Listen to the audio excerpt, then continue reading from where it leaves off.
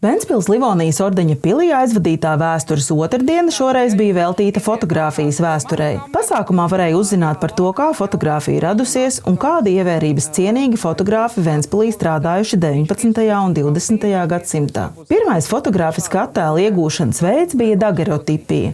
Arī Ventspils muzeja krājumā ir saglabājusies kāda dagerotipija, ļoti maza plāksnīte, uz kuras izveidots attēls. Vērtīgais eksponāts ir pārsteidzoši labi saglabājies. Ventspilī zināms un populārs fotogrāfs starpkaru periodā bija Vilis Lapiņš. Viņš daudz fotografējis ne tikai portretus un pilsētas skatus, bet arī sporta sacensības, sportistu komandas, dažādu iestāžu un uzņēmumu darbiniekus.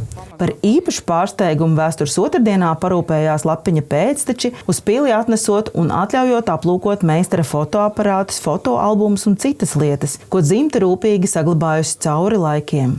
Šeit jāsaka liels paldies manai mammai, kura ļoti rūpīgi vāca visus materiālus un arī fotoaparātus un fotogrāfijas un visu rūpīgi glabāja. Ģimene ar muzeja darbiniekiem vēl vienosies, kuras no lietām nodos muzejam glabāšanā. Pils izglītības centrā līdz 11. maijam var apskatīt ventspilnieka fotogrāfa Ģirta Drēmeņa fotoaparātu kolekciju. Viņš senos fotoaparātus kolekcionē kopš 2017. gada. Senākie ražoti ap 1905. gadu, jaunākie 20. gadsimta 70. gados. Visi aparāti ir funkcionējoši. Ir ieliekama attiecīgā filma un fotografējums. Jā, viņi ir izmantojami. Lielākā daļa, protams,